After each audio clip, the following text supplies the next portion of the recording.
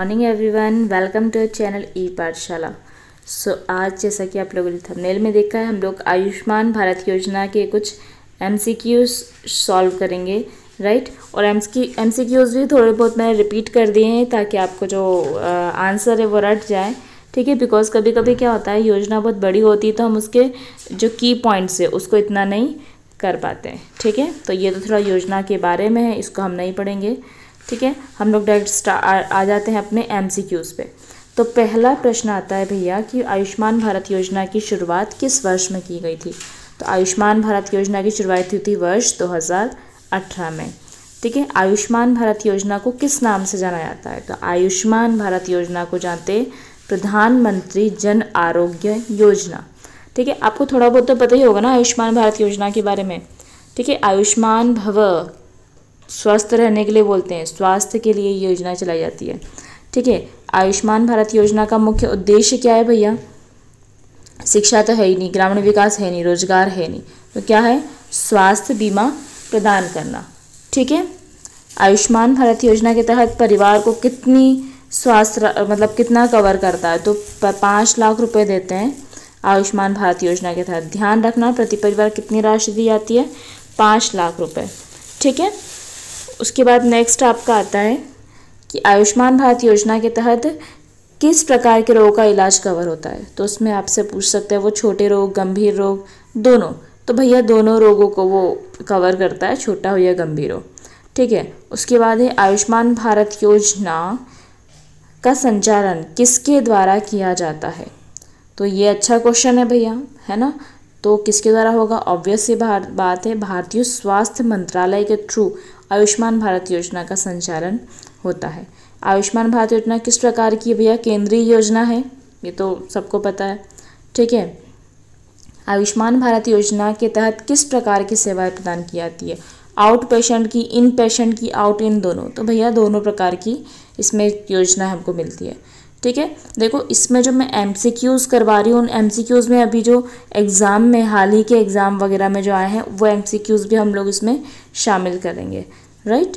So next question है आयुष्मान भारत योजना का लाभ किसे मिलता है भैया। तो ग्रामीण क्षेत्रों को, शहरी लोगों को, गरीब परिवारों को। तो भैया सभी गरीब परिवारों को मिलता है। और एक और चीज़ मैं बता दूं, अभी 12 सितंबर से ही आयुष्मान भारत योजना का विस्तार कर दिया गया है और उसमें ऐसे वरिष्ठ जन जो 70 वर्ष से अधिक उम्र के हैं उनको भी शामिल किया गया है, चाहे वह गरीब परिवार के हो, अमीर परिवार के, उनके आय को न देखते हुए अगर उनकी आयु 70 वर्ष से अधिक है तो उनको इस योजना का लाभ मिलेगा, ठीक है। तो इसके क्वेश्चंस भी मैंने ऐड किए हैं। आयुष्मान भारत योजना का दूसरा नाम क्या है भैया, दूसरी बार आ गया है प्रधानमंत्री जन आरोग्य योजना, ठीक है। उसके बाद है आयुष्मान भारत योजना कितने परिवारों को प्रदान किया जाएगा। तो 5 करोड़ परिवारों को प्रदान किया जाएगा, ठीक है। इसमें देखिए थोड़ा सा मुझे देख लेना आप, वैसे तो 10 करोड़ है, 10 करोड़ परिवार है, ठीक है। इसको क्योंकि मैंने ऑफिशियल वेबसाइट पे देखा था 10 करोड़ था और एक और जगह देखा था 5 करोड़, तो मेरे 10 करोड़ ही इसका सही आंसर है, ठीक है। आयुष्मान भारत योजना का लाभ कैसे प्राप्त किया जा सकता है। तो आपके पास भैया होना चाहिए स्वास्थ्य कार्ड। पैन कार्ड का क्या करोगे, आधार कार्ड का क्या करोगे, वोटर कार्ड का क्या, इसके लिए एक अलग से स्वास्थ्य कार्ड बनाया हुआ है। ये विश्व में सबसे बड़ी योजनाओं में आने वाली एक योजना है आयुष्मान भारत योजना, ठीक है। तो ये आपको पता होना चाहिए भैया कि आयुष्मान भारत योजना जो है उसमें हम एक स्पेशल स्वास्थ्य कार्ड बनता है, ठीक है। फिर नेक्स्ट क्वेश्चन है हमारा, आयुष्मान भारत योजना के तहत किस उम्र के लोगों को विशेष स्वास्थ्य प्रदान किया जाएगा। तो ज़्यादा तो है 70 साल और उससे अधिक लोगों को प्रदान किया जाएगा, ठीक है। विशेष आयुष्मान भारत योजना के तहत लाभार्थी कितने दिनों के लिए अस्पताल में भर्ती हो सकता है। तो भैया 15 दिन, ठीक है, 15 दिन के लिए, मतलब 3 दिन पहले का एक तो, और फिर बाकी के बचे अस्पताल के। तो उतने दिन का जो है वो कौन देता है, सरकार के द्वारा दिया जाता है। तो 15 दिन है, ठीक है। आयुष्मान भारत योजना के तहत अस्पताल में भर्ती होने के कितने दिन पहले की दवाइयों का खर्च। तो 3 दिन पहले की दवाई का खर्च भी सरकार ही देती है। आप अस्पताल में अगर भर्ती हुए हैं भैया 10 तारीख को, तो सरकार 7 तारीख से जो आप दवाइयाँ दे रहे थे उसका खर्चा भी कौन उठाती है, सरकार उठाती है। आयुष्मान भारत योजना के तहत कितने प्रकार के अस्पताल कवर होंगे। तो भैया दोनों होंगे, सरकारी भी होंगे और निजी भी होंगे। राइट। आयुष्मान भारत योजना के तहत लाभ लेने के लिए व्यक्ति का नाम किस सूची में होना आवश्यक है? बहुत इंपॉर्टेंट क्वेश्चन है, ध्यान रखना। तो भैया जो व्यक्ति है उसको सामाजिक आर्थिक जाति जनगणना इसमें होना ज़रूरी है। सामाजिक आर्थिक जाति जनगणना ऐसी 3 चीज़ों में होना ज़रूरी है। ठीक है, अब वो 3 चीज़ें और कौन कौन सी है तो उसको हम अभी देखेंगे नेक्स्ट। ठीक है, तो फिलहाल तो अभी अपने को कितना रटना है, कौन सी सूची में होना चाहिए? सामाजिक आर्थिक जाति जनगणना में उनका नाम होना चाहिए। आयुष्मान भारत योजना के तहत अधिकृत अस्पतालों की सूची कहाँ देख सकते हैं? तो भैया हम सरकारी वेबसाइट पे देख सकते हैं। कहाँ देखोगे? रेलवे स्टेशन पे, है ना। आयुष्मान भारत योजना में किस प्रकार की स्वास्थ्य सेवाएं निःशुल्क हैं? तो सभी स्वास्थ्य सेवाएं निःशुल्क है। ऐसा नहीं कि केवल जांच करो, दवाई हो, सर्जरी हो, सभी प्रकार की स्वास्थ्य सेवाएं जो है वो निःशुल्क है। ठीक है, 5 लाख तक की। आयुष्मान भारत योजना के तहत स्वास्थ्य कार्ड आवेदन कहाँ पे कर सकते हैं? तो आप ऑनलाइन करोगे। ठीक है, कहाँ पे? आप ऑनलाइन पोर्टल पे कर सकते हो। आयुष्मान भारत योजना के तहत कितने रुपए का टॉपअप कवर दिया गया है? तो 5 लाख तक का देते हैं। आयुष्मान भारत योजना का मुख्य लक्ष्य क्या है? शिक्षा है ही नहीं। ठीक है, ये क्या है? अच्छा सॉरी, ये स्वास्थ्य लिखा तो है यार, मैंने ग्रामीण पढ़ लिया बस, ग्रामीण सुविधाओं। तो स्वास्थ्य सुविधा, ग्रामीण क्षेत्रों में स्वास्थ्य सुविधाओं को विस्तार करना इसका मुख्य लक्ष्य है। आयुष्मान भारत योजना के तहत प्रति व्यक्ति कितनी राशि स्वास्थ्य बीमा? 3-4 बार क्वेश्चन आ गया, 5 लाख रुपए, ताकि आप भूलो नहीं। प्रधानमंत्री जन आरोग्य योजना आती है तो वही है प्रधानमंत्री वाला योजना। ठीक है, एक परिवार को कितने अस्पतालों में भर्ती होने पर स्वास्थ्य कवर प्राप्त होगा? तो भैया कितने भी अस्पतालों में भर्ती हो जाओ तुम, कोई सीमा नहीं है ना, उसकी कोई सीमा नहीं है, आप कितने भी अस्पताल चेंज करो। ठीक है, आयुष्मान भारत योजना के तहत कौन सी सरकारी योजना से जुड़े लाभार्थी है? ठीक है, एक मिनट, इसको हम यहाँ से देख लेते हैं। ठीक है, तो 25वां क्वेश्चन है अपना, आयुष्मान भारत योजना के तहत कौन सी सरकारी योजना से जुड़े लोग लाभार्थी हैं? प्रधानमंत्री आवास के, जीवन ज्योति के, SECC अभी पढ़ाना ही अपन ने, ताकि ये आपको याद रहे। एक और क्वेश्चन पूछ सकता है, सामाजिक आर्थिक जाति जनगणना कब की भैया? 2011 की। इसको भी रट लेना, कब की? 2011 की। 26वां क्वेश्चन अपना आता है, आयुष्मान भारत योजना के तहत हर परिवार के कितने सदस्यों को कवर किया जाएगा? तो परिवार के सभी सदस्यों को इसमें हम कवर करते हैं। God bless us.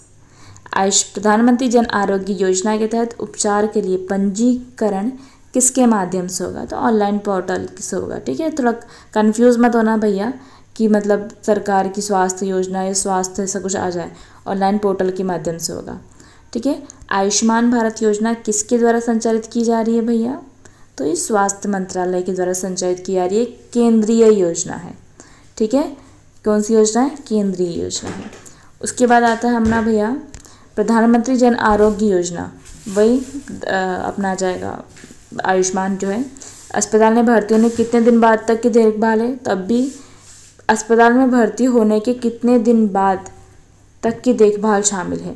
देखभाल, अस्पताल में भर्ती होगा तो 15 दिन तक का है, और उसके बाद का देखें तो 30 दिन तक की देखभाल शामिल है। ठीक है, इसके 3 दिन पहले और फिर इधर से 30 दिन। आयुष्मान भारत योजना के तहत लाभ प्राप्त करने की कोई आयु सीमा है? कोई नहीं है।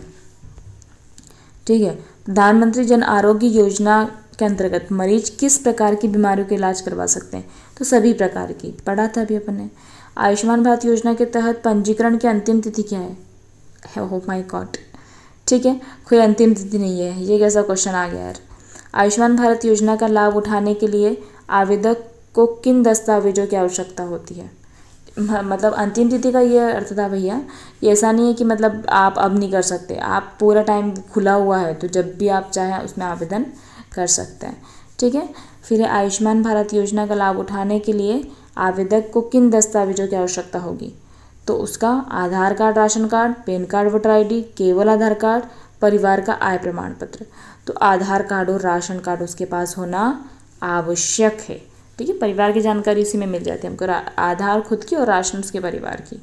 ठीक है, आयुष्मान भारत योजना का उद्देश्य क्या है? बेरोजगारी नहीं, स्वास्थ्य बीमा, यस।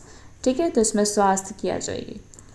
फिर आयुष्मान भारत योजना के तहत किस स्तर के अस्पतालों में उपचार किया जाता है? तो भैया ये बहुत ध्यान रखना, केवल द्वितीयक व तृतीयक अस्पतालों में, ऐसा नहीं कि आप 5 स्टार होटल चले गए अस्पताल में। ठीक है, तो केवल द्वितीयक और तृतीयक अस्पताल में इसका उपचार अगर हो रहा है तो सरकार भरेगी। ठीक है। प्रधानमंत्री जन आरोग्य योजना PMJ का लाभार्थी कार्ड किस नाम से जाना जाता है? तो उसको बोलते हैं गोल्डन कार्ड। क्या बोलते हैं बेटा? Golden card. आयुष्मान कार्ड नहीं बोलते हैं, गोल्डन कार्ड बोलते हैं। ठीक है। आयुष्मान भारत योजना के तहत लाभ प्राप्त करने के लिए आवेदक को किस आधार पर चयनित किया जाता है?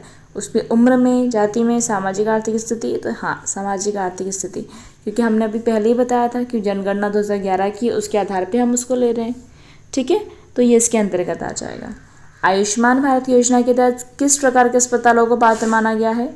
तो इसमें सरकारी और निजी दोनों आते हैं, केवल सरकारी नहीं, केवल निजी नहीं, राज्य द्वारा मान्यता प्राप्त, ये ध्यान रखना, राज्य द्वारा मान्यता प्राप्त सरकारी और निजी दोनों अस्पताल।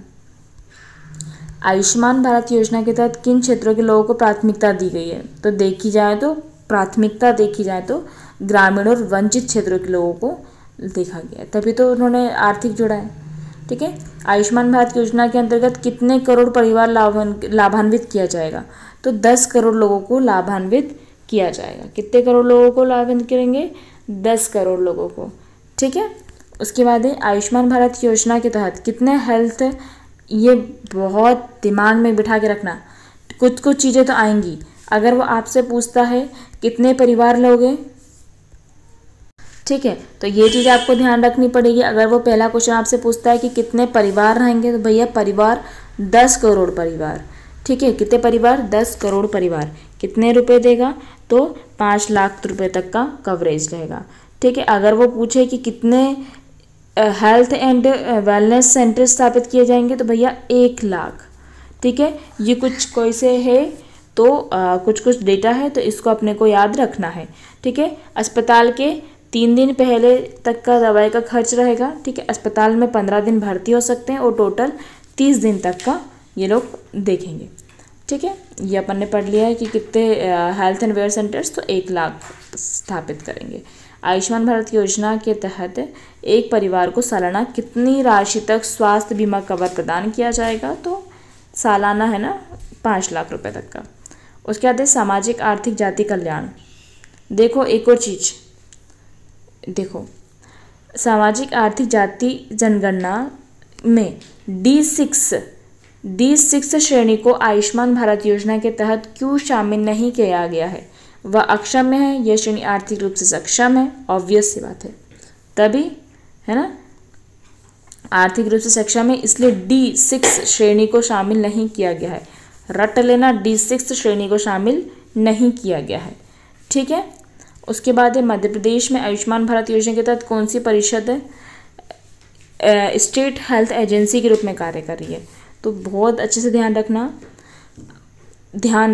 मध्य प्रदेश में आयुष्मान भारत योजना के तहत कौन सी परिषद स्टेट हेल्थ एजेंसी के रूप में कार्य कर रही है? तो दीनदयाल स्वास्थ्य सुरक्षा